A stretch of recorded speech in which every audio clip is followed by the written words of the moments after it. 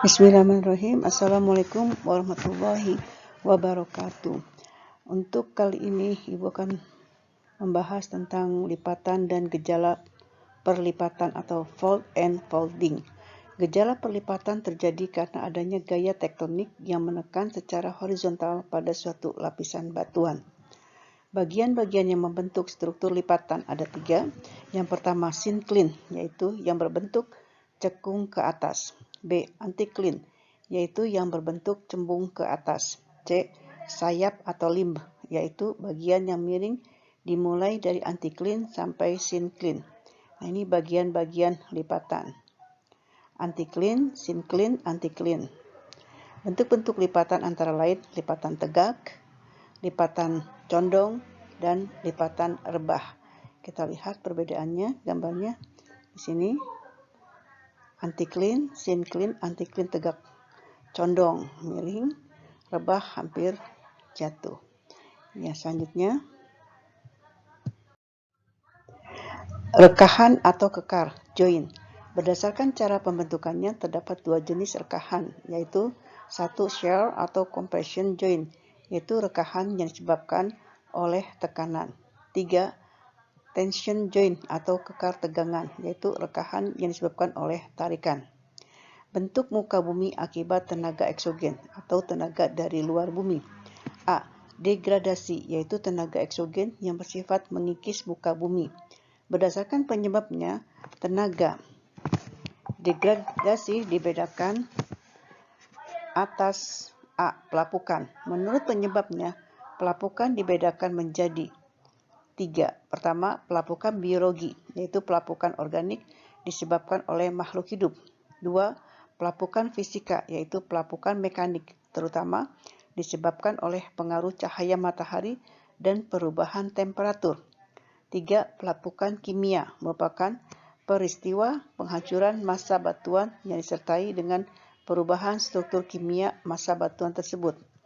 Gerakan massa dapat dibedakan menjadi 3. Tanah longsor, karena tanah tidak ditumbuhi tanaman. 2. Tanah mengalir, karena tanah sudah jenuh air.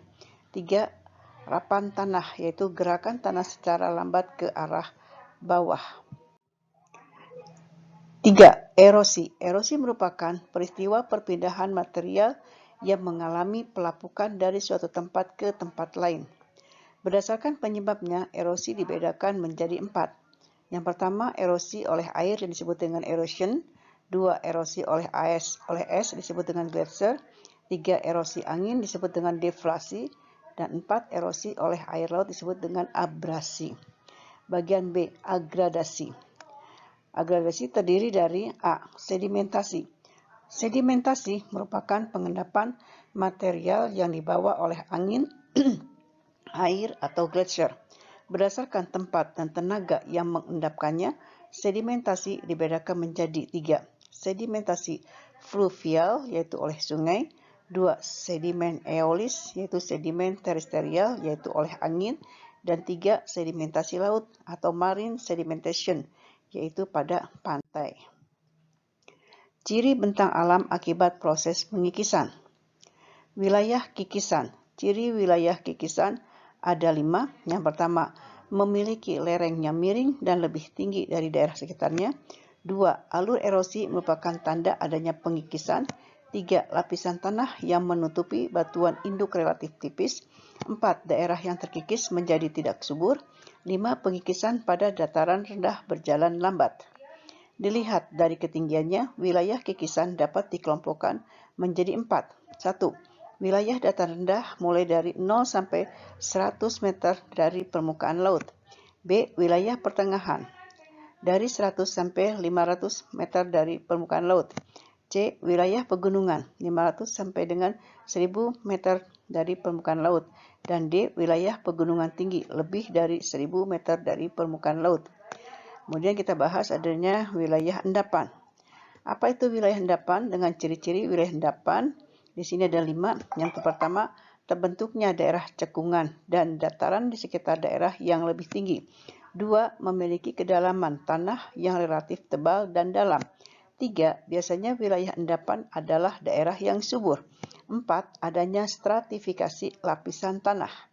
5. Kadang ditemukan fosil makhluk hidup. Bentukan hasil pengendapan antara lain ada 7.